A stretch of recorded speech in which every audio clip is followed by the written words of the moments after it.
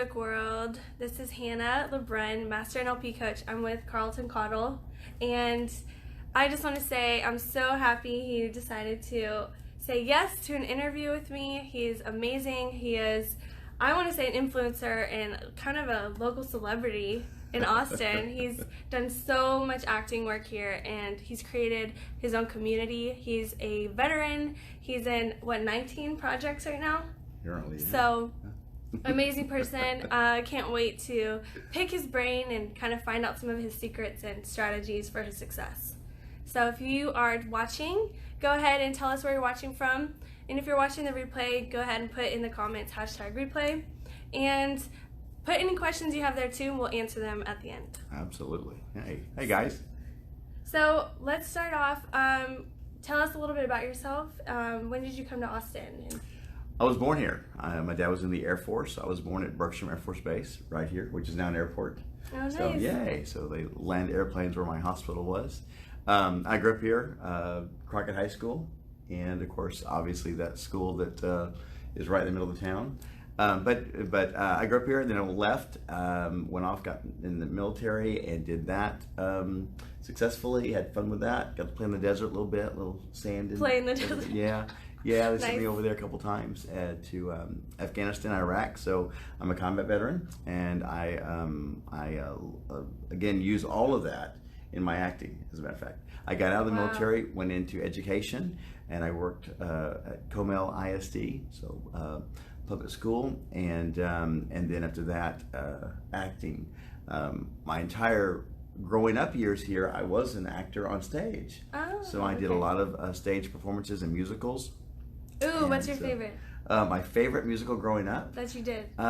Probably would be, trying to think what that would be. More than likely it'd be like one of the reviews, because we got to do all the songs from a major production. So those are probably my favorite, is when we got to do the whole thing. But yeah, I have so many good memories of that, singing at the World's Fair in Louisiana and all kinds of stuff like that. So got to sing, got to dance, got to do all that. But then I went in the military and kind of did a couple dinner theaters, but left it behind.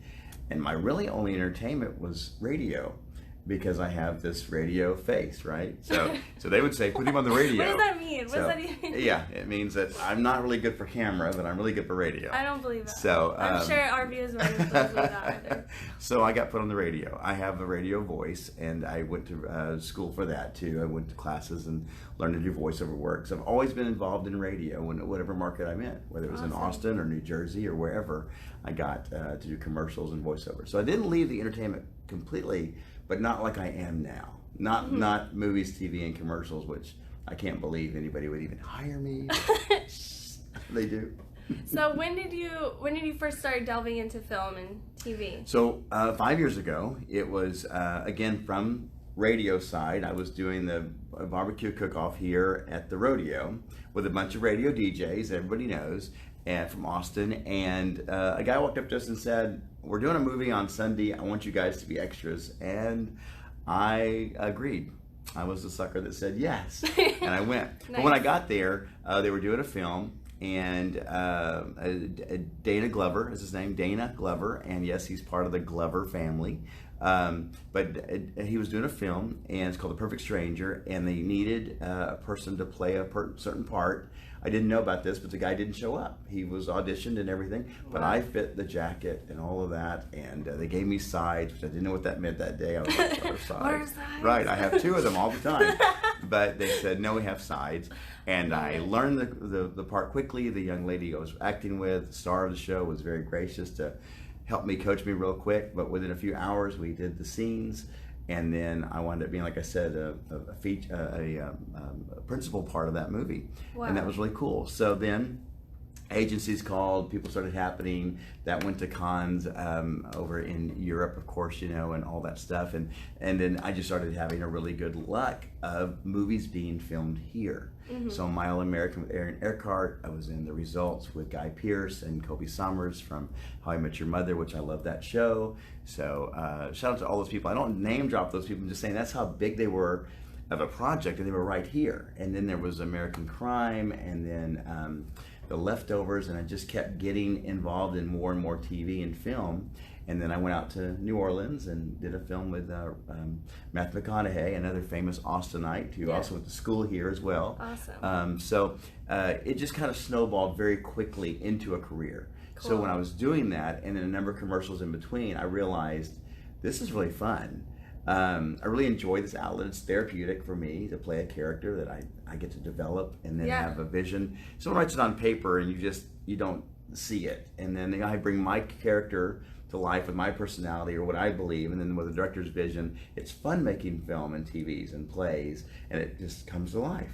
So it just kind of evolved like that to where I just put my hat in the ring and said I'll be a full-time actor and I'll travel and go and do wherever and whatever. And I have done literally everything. I've done everything from just recently in a new film. I have a starring role in a film. I can't believe that. So I know, Cindel Addison, you are crazy, but she cast me in the new film, Cast the First Stone, and I play Pastor Scott, and I am the lead again. I keep saying that because I can't even believe it, so I keep telling myself this. But cool. It's really cool in that regard. So it's just built up to that character, but everything about that character is partly me and what I believe, what I see, and then what she believes, and it's just fun bringing that to life. At the end of the day, looking back on the playbacks and going, wow, I even had that in me. I didn't know it was inside of me. That's It's so cool. so cool. I love that. Yeah, my first role was actually because someone didn't show up. Really? So it was in high school, in a musical. We have that in common. I had friends get in, and then I was so defeated. I was like, man, I didn't get in. I'll probably never try again. And then one day, 2 days after it started, they were like, Hannah, go check the choir door. And I'm like, why? And they're like, oh, because you got cast now. And I was like, wow. And that changed everything. It does. It's quick. And when that happens, when you get that part, you have to be ready. You have to know who you are and where you are and what you are. And you don't decide that before you walk into the audition room. You don't decide that before you get, after you get the part, you do it before. Because after you get it, it's like go time. You're ready or you're not. And they're counting on you. People count on me every day, and I feel that. It's like playing football. We have a big poster behind us of football of UT, but there's a part of everybody involved in you, and they're counting on you to bring it on that day, and that's why it's so important that you do, because it's not only the money. We talked about this as the money. Yes, it is money, but it's producers and directors and writers and scripties and grips and dolly grips and cameramen, and they're all counting on you on that moment to get on your mark and bring it. And when you don't, it makes for a long day. I'm upset when you don't. So what was that moment like when you decided to go all in? Oh man. How did you feel? Okay, so I have an addictive personality. I'm all in on everything. You're gonna jump out of an airplane, I wanna do it 5 times, not 1 time. Wow. Scuba diving, I did scuba diving last year. I finally got certified, and I want to go to the sharks. I was like, okay, how do I get to the sharks? I want to, so I'm like an all-in guy. Go big or go home. Go big or go home. My whole life, isn't that crazy? So it was like that. When I went in, I went and got the headshots. I went and got an agent. Were you scared though? Were you nervous? No. Really? Yeah. Wow. Now you're making me nervous now. Should I be nervous? No. I think that's amazing. Most people are like, I'm too stupid what to am be I nervous. doing? What did I do? I think I'm too stupid to be nervous. I think it takes brains to be nervous. You gotta be scared. You gotta think about things. Yeah. I don't think things through. Like I take my life in my own hands every day, as we all do on I-35, right? Just driving down the road, we're like, but we don't think about that necessarily, that how dangerous it is to drive from my home to here. But when we're out there doing it, sometimes we get in that moment where we go, we have that. I've had those moments where I'm like, am I really biting off more than I can chew here? Am I really ready for an Oscar-winning actor to play opposite of me? There are moments like that for a second. And when that happens, that's why I said you have to know who you are. Because in that moment, you kill it. You don't let negativity grow. You don't feed it. It's like a garden. You don't feed it or it will grow. You kill it. You pull those weeds out real quick and say, I don't need any negativity here. Yeah. So what helped you get that self-awareness and that assuredness? Well, like I said, I bring everything in my life to this point with me. So school teaching is an act. It's a 1-act play, right? You're not really upset, or you're not really into that moment. Military is the same way. Training somebody to, as you see people call drill sergeants, right? And you train somebody they're not really that personality. That's an act they're putting on for that moment, right? So we all act all the time, especially with our kids, right? We're getting onto them, but we're laughing inside going, oh my gosh, that was really funny, or I did the same thing. So I think what prepared me is that all of this before this, I've already gone through some really, really difficult times, some struggles, some bad times, and I think that's the whole thing, is you bring all that with you. So what gets me through any day? What makes me positive about everything? I think I'm a genuinely positive person 99% of the time during the day. And that 1% is usually, oh my gosh, the alarm clock went off and I wanted more sleep. Or that 1% is that I just did a video audition and submitted it. And I'm thinking, I could have done it better when I could have done one more and done it better. We all Right, exactly. But it's that 1%. It's not a growth pattern of that. It's not like I feed on that. I do auditions all the time. People talk about you're being booked a lot, and they see that, and I'm so appreciative of all my friends. It seems like you're booked every day. It is. It does, and it seems like it. I'm like, man, again, wow. Yeah, it's pretty crazy. But I think it's a numbers game, like any sales job would be, right? So the number of customers, probably how many sales you make, the number of sales calls you make. So I consider an audition a sales call. I have to be doing high numbers to get high production. But you told me the other day there's a certain way you walk in the room. I walk into auditions knowing that I could care less if I get it or not. I don't walk in the room going, I hope I get it. I walk in the room knowing it's my part to lose. That's key. Yeah, I do. I walk in and when I see someone like a casting director of any big name, and there's a lot of them here that do major productions. When I walk into the room, my immediate response is, I'm already the character. I've already done my homework. I'm ready to go. If they don't want me, it's their loss. The guy they're going to pick is not going to be as good as me. And that's a conceited way to look at it. It's not. I'm not saying I'm better than everybody else in the sense that, look at me. I'm saying, why would I even show up to do this audition if I couldn't do the job? Right? So, again, using that sports analogy, someone's got to be the head coach of the team this year. Who gets to do that? And if you're walking in going, man, I hope they pick me. Or like, oh, I don't know, I'm not sure. Yeah, ridiculous amount of fear. That's that negativity in your garden. Pull those weeds and walk in going, I can play a funny doctor. I can play a school teacher. I can play a serious dad. I can play a dying patient. Sure I can. I've been around that in life. I've seen enough of it. I go, okay, I can fill that out. Also, classes are important. Learn the craft. It's a craft. Yeah. But yeah, when you do this, I think people get into their head the negativity, and they walk in going, I hope I get this. I really want this, and they take it even home afterwards. I don't take it home. Ruminate. I don't take it home. Man, like, I could have done this or that. Again, I'm too stupid to think. Let it go. And that's not not being stupid. Yeah. But I don't think, when I get in the car and drive home, I'm already thinking about the next audition. Yeah. Where do I have to be this evening? Where do I have to be tomorrow? What am I doing for this part here? As I looked at the scripts last night, even that I'm looking at right now, I have a table read. I just got booked yesterday on a table read for a new film, and I was looking at the script yesterday, and it makes you focused on that. I'm not even thinking about the audition I just sent off moments before that for I think it was a USAA commercial, right? For someone. So I sent that in, but I'm already back to the script. I don't dwell on it. So so when I get it, it's like I see it, I go, yay, good, Team Carlton. That's who I am. I am my own team, and I'm like, yay, I'm excited about it.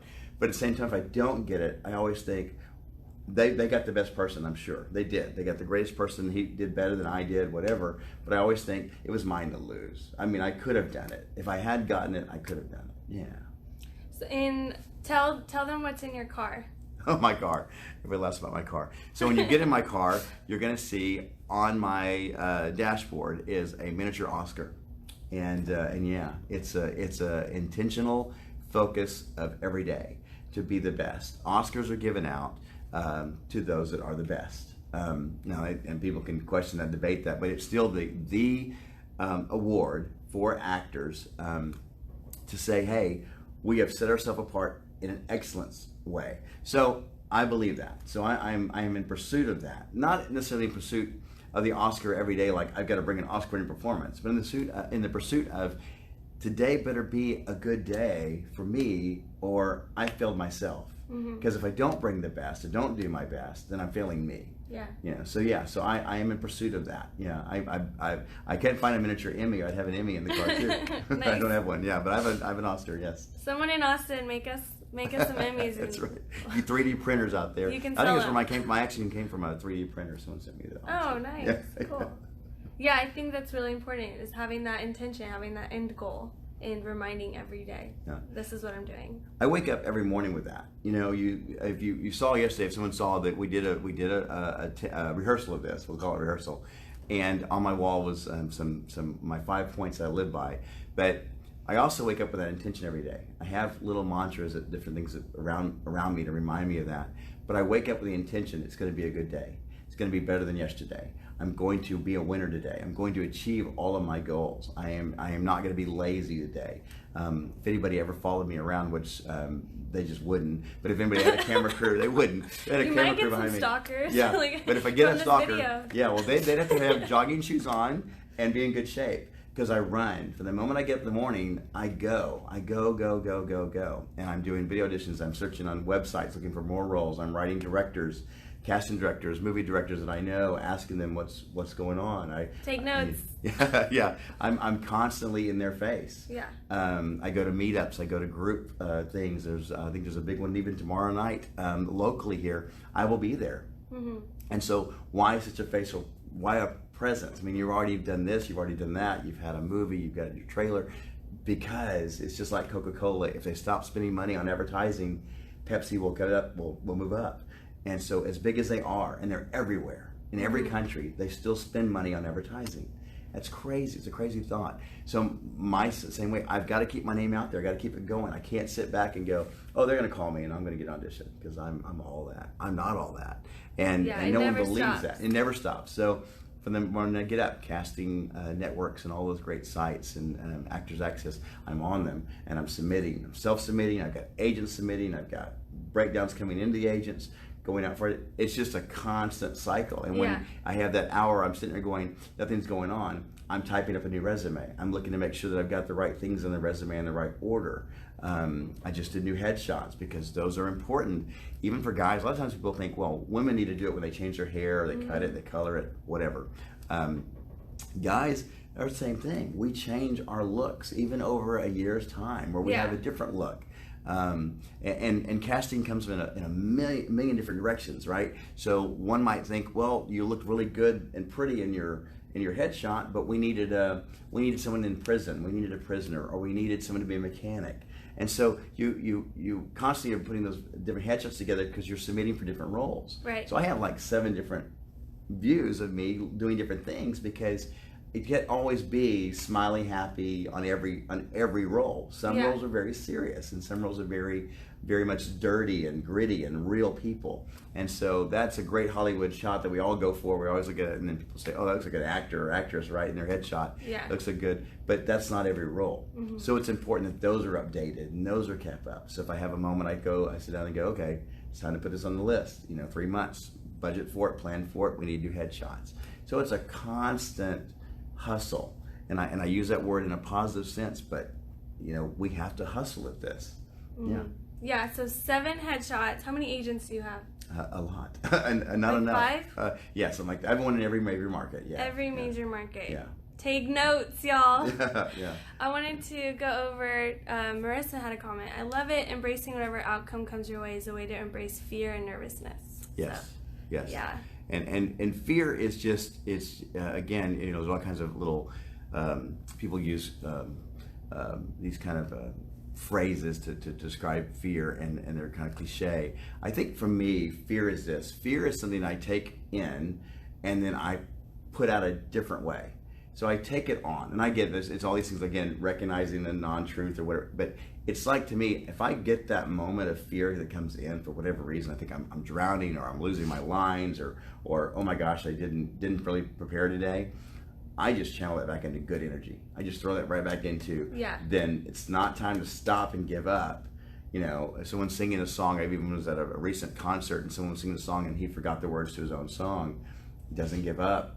He smiles and he laughs and he makes a joke about it. They start again and they do it again. We're professionals, but we're not perfect. We're not robots. Right. We do make mistakes. And when that happens, I think that's when fear can come into people, and if they're not ready for it, that's when they will fail. They drop the mic, they say, I'm sorry. And I've heard many casting directors say this, and again, this is another one of those kind of Carltonisms, but don't ever apologize in an audition. Oh God, no. Ever, ever say I'm sorry. Just own it. Own it. Yeah. I'm meant to do that. Right. Because they don't even know half the time. And that's one thing, that's one of my pet peeves. Like, people come on video and they're like, I'm sorry I'm not wearing makeup, or I'm sorry this, I'm sorry. Right. I'm like, I wouldn't have ever thought that until you planted it in my head. Right. So Exactly. just brush it off. Yeah. Because I can say I'm sorry for a number of things. I'm sorry I'm not 6'4". I'm sorry I'm not 180 pounds. What's the point? I'm sorry I'm not, You go on for days. Right, exactly. Whatever it is. Sorry my parents aren't rich and can't fund your film. I can run that through all day long. God, yeah. Right. But what people say I'm sorry about most is when they fear that their fear is being recognized in others. And so reality is it's not. Yeah. So that's where you get over the fear. You just push it out and then energize it back to yourself and go, focus on what you want. This is funny. Yeah, and I do make a lot of jokes about myself. I feel like that's part of my success is being able to laugh at yourself. Yeah. So if people get to where they don't laugh at themselves or they take this too serious, I don't care if it's a serious role. I'm currently in a film. I'm currently in a play right now going on in Dallas. I play a dead guy. So I'm the Terry Kaiser of stage right now. Yeah.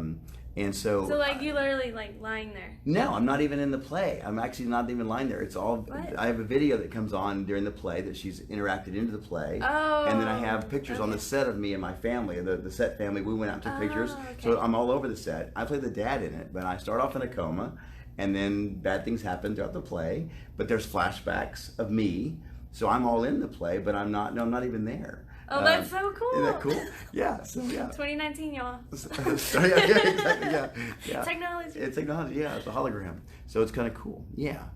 Christopher Wimbush says, "Great job, Carlton Caudle, my man, following his lead on the hustling Texas actors." Yeah. Yes, you are. So that's a reason I wanted you on here, because you defy the stereotypes. You know, you hear so many things. I've even been told, oh, you're almost 30, go to LA, hurry, go now. Right. Or like, you know, you hear like, you're too old, or, you know, like you're not tall enough, or you're too short, you know, you're not the right weight, or you can't make a living doing this in Texas, which is just, all of those, we're calling BS. It's not true. Yes, exactly. Bologna sandwiches, all of them. Barbara Streisand, whatever BS means to you. Exactly. That's right. It's right. It is BS. My first high-paying job where I actually got money, where I was like, yes, this is great, was a commercial I did. Oh, yeah. Commercial work is all over Texas. Currently, right now, I have, I think, 6 or 7 commercials on TV now. Wow. I say on TV. There's a couple that are about to come out. I have a Coca-Cola commercial, a couple of those about to come out. NFL Matters coming out. So they're coming. But you can make a living on just that if you're a commercial actor. Yeah. But if you get into film and TV, it just broadens that possibility. The thing about going to LA, and again, this is all a matter of opinion, so this is Carltonisms right here. But if you go to LA and you leave Austin and you go out there and you try to make it out there, you have to consider it's the same thing that's happening here. There are a lot of actors, a lot of people with headshots, people training, and they're applying for the same jobs. It's not any different. The show is wherever, and I say the show like in baseball, the big show, the big league is wherever they're shooting something.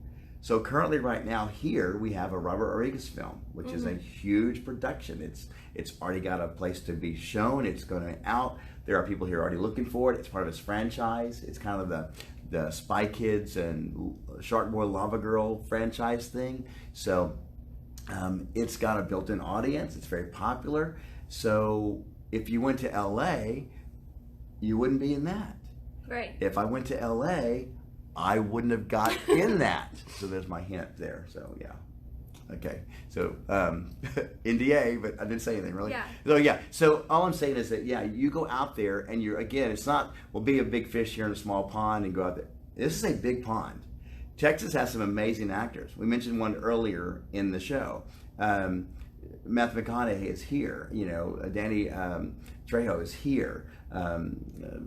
There's so many good actors here.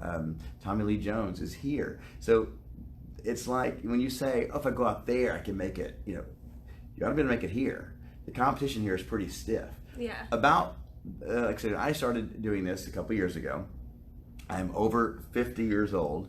So yeah, I'm a little older, and I started doing it. And I heard, after that, I heard Morgan Freeman he was like 48, 49 years old when he started doing this. And obviously he's a household name, and he's doing very well at acting.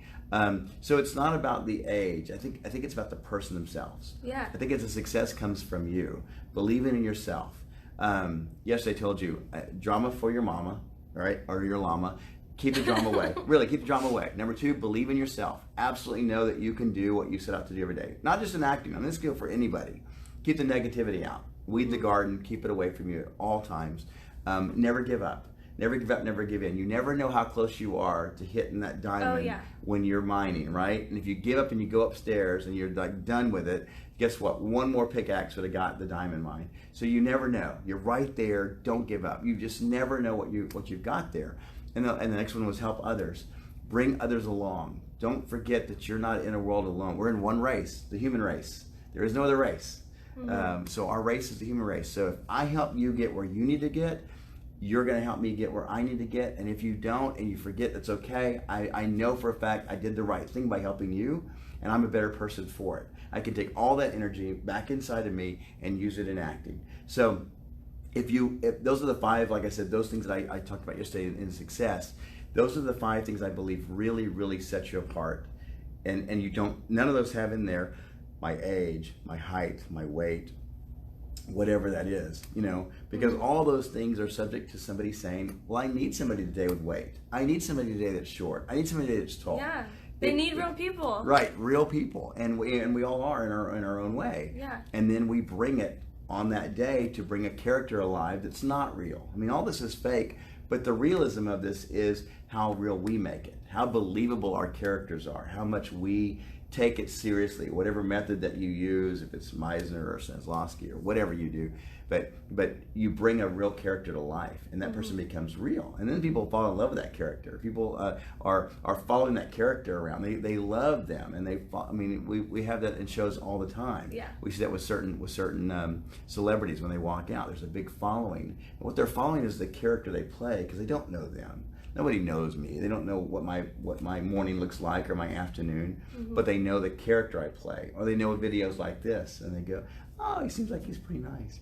I'm not a nice guy. No, that's a lie. I actually want to talk about that because it's not just the fact that you're a hustler, the fact that you're talented, but Carlton's also a really amazing person. Like, you give food to the poor, right? You do volunteer work. Do you want to talk about that, like what you do? No. No. It's spontaneous. For me, we're in again. It's a human race, and so yes, when the flooding happened in Houston, I didn't have any family there, but I saw the news like everybody else, and I thought, I can't sit here. So I grabbed 5 people out of Austin. A couple of them were actors. Wow. We grabbed some boats and we went to Houston, and we saved pets and lives and delivered food to people that were in 3rd floors of apartment complexes that couldn't get down. But that's just in the moment. I don't plan out my month. How can I give? I just do it. One of the most simple things I think I've ever done was I took some books back and got money at the, what do you call it, half price books, right? And had extra money, and I'm like, well, this is fun for me, but it wasn't really in my budget. It's not mine. So I went down to Taco Bell, had Oz Taco, which is a great organization, Taco Bell. They gave a bunch of tacos, and I took it down and fed everybody under the bridge with tacos with a little bit of book money. It's things like that are organic, and I don't see that to talk about me. I see that to like you, talking about you. You can do that. No, you can't. Anybody can do that. And you've done a video. You did a live video about how fast it was. I love that. It was right. So cool. It's so quick. Yeah. It's so easy to just help a few people in one 30-minute. Right, and I think that's all we have to do. If you save your planet where you are, and I save my planet where I am, and et cetera, it's like I said, it's the man in the mirror, right? We work on us, then we're all a better place. If the person changes, then it changes the neighborhood, which changes the community, which changes the state, the country, and the world. We don't have to start globally. It's great if you have that kind of money and influence, but it's also really great when you start with yourself. We have another. Awesome. Yeah. Jean Bellatone, Chasing Dreams. I once had this conversation with my mother's mom. I feel like I'm chasing lightning bugs, and whenever I would get them, they would go dark. Then I would see them way over there.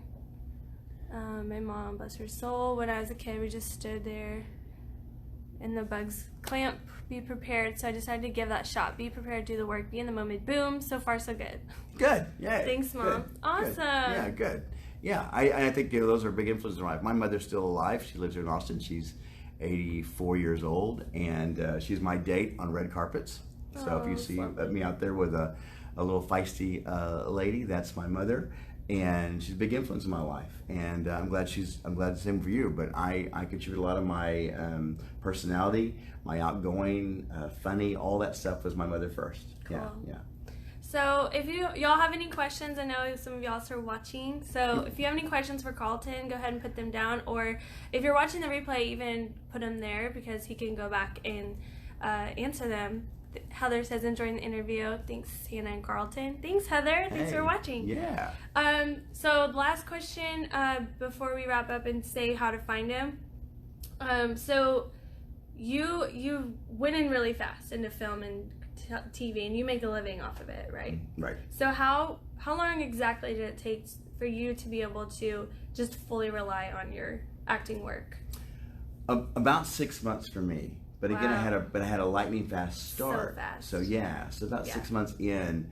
But again, commercials are a really good way to make money. Mm-hmm. And I do voiceovers still. I do a lot of commercials for radio. I can go in, I can read, and I can make money. So those things are important to know what you can do, what you can bring, and then go out there and apply for it. If you want to do radio, there's a market there. If you want to do a stage, there's a market there. If you want to do film and TV, there's a market there. And but they're different kind of acting. Each one requires a different kind of technique or a different kind of lesson to learn. And so, just because you're on one or the other doesn't mean you're a natural carryover for the next thing. So radio's entertainment, but it's not film. So that's all important, that you know what you can do, what you can bring, and then you go after that. And so I've tried other things along the way, and they've have modicum of success. But I've done stand up, and I've done a couple things trying to get again to expand. But then I go back to what I know best, and what I know best is how to relate a character to a camera on film. And so, but it's not everybody's going to get that. And so I have taught, I've audited, they audited the class, or I taught a class, but I've gone to schools, universities. Southwestern was one of our biggest ones. We had a day when we had, Rodriguez's were there, and there was a bunch of casting directors, and we had a panel, and I'm constantly reminded by people raise their hand and say, I want to be where you are. How do I get there? And I go, you have to fit a size 42 regular jacket, and the actor not show up. That's partly true. It's the magic of the moment. It's the lightning in the bottle. It's all those things. I can't say that everybody that graduates this year with a film degree is going to get a speaking part in a TV show or movie. But you just keep digging in, and you don't give up, and you do all those things we talked about a minute ago. You help others. And every chance you get your camera out and work. If I'm not doing something for somebody else, I'm at home with my phone just like this, and I'm playing a part to the phone because I'm seeing how I look. I want to know how my facial expressions are. I want to know how I come across. I even want to hear my voice back. So you're doing skits or sketches, or you're doing like skits or sketches, or I get monologues off the phone. I just go Google things, and I sit in front of my camera, my phone like this. I do what I think I just did, which is the greatest acting ever made on film, and I watch it back, and I go, oh my God, I look like that. Oh, wait, my eyebrows do that. My face. Or that word. Oh yeah, absolutely. Because if I'm not in control of this, little tweaks, it's not going to be conveyed out there. Honestly, we're all trying to be natural at this. If you take the perfect actor as a child under the age of 5, because it's real easy to get them to get emotion. Okay, take the toy away and they get sad. Right? Tell them they did something wrong, they get really pouty. That it's true emotion, and it's real. It's raw. We're trying to act like that because we've learned how to put on a face, right? How are you doing today? Fine. You're not fine. You've got cancer, or you've got your car's in the shop, and you lost your job. You're not fine. But we get used to saying that, and our face freezes. We have Botox freeze, right? Resting Botox face. We put on a mask. We mask, and children don't. If they're happy, you give them ice cream, their face oh my God, ice cream. And then what we do is we, as adult actors, we have to go back to that childlike acting and go, how real was that? You took away something I love. Let's say in a film, I break up, and she walks door and slams. She walks out and she slams the door, and I just go, I think I'm showing anger. I think I'm showing, but I'm not. I'm actually going, what's my next line? What am I thinking of? Oh, let's see. Oh, this is nice. Wow, look over there. There's a camera, and there's you have to sell it and sell that part and know your character well. Do your character study. This is my fourth girlfriend this week. You can't get lazy or was I with her for 5 years? You have to know that. Yeah. And the door slams and they turn the camera on you. Many times people don't even know what they look like in the mirror. Can you draw yourself? Can you actually sit down and go, that's what I look like? And so people don't. And I know because I work on that too. I work so hard at that. And there's words that I say and I go, that word, I just butchered that word. Whether it's because I'm from the South or because I just get lazy with talking. But I go back and I go, okay, if that word comes up, and you remember, I have a hard time with that. And so, yeah, that's pretty funny. I did a commercial in Houston recently, and there was a word in the commercial I kept butchering on film. And the actress, the beautiful and talented actress with me, she just kept saying, okay, we're going to get through this. I was like, I know, but I can't believe I'm messing up on that one word. But it is, if we don't take time to learn ourselves, then we just keep reproducing the same mistake. The same results. So yeah. I do. I film myself a lot and then do weekend films. If someone's got a film project going on, the 48-hour film project or a student film. I still do student films for UT grad students. So you still do free work? Mm-hmm. Yeah. Free work with intention. So that's important to say that. Free work with intention. So if I say free work, I don't mean I will do a major feature film that's going to go off and make money for somebody else. I don't do a commercial for free because they're making money off of that. So if that happens, then yeah, you owe me because I'm bringing you something. Yeah, student films. Getting footage. Student films is important, yes. And if you're starting out, you need a reel. And a reel is not what you create. You don't go to your backyard and create a reel. A reel is a demonstration, a demo reel. It's a demonstration of your work, of your known work. So they can look it up too. Yeah. So if you just send a reel in of stuff that you did or monologues you did, that's not a reel, it's an audition. And so for me, I sit down and come to UT because it's our big school here. And I come down here and I look at the grad school, I look at all their different castings, and I do grad student films, and some of them do very well. They go to festivals. Yeah. Some do very, very well. I've gotten several of those little wreaths on my resume because of a student film. So you have that can go on your demo reel. You have people shooting things here locally for commercials that they don't have much money to pay for, and I don't mean like the big restaurant chains, but I mean like small businesses, very, very teeny businesses, and they're saying, hey, I need to do something for my web. Not for TV, I can't afford that, but my web, can you help me out? Yeah, that can go on your demo reel. That's fun too. So constantly look for ways you can do free work that they're not making the money either off of you.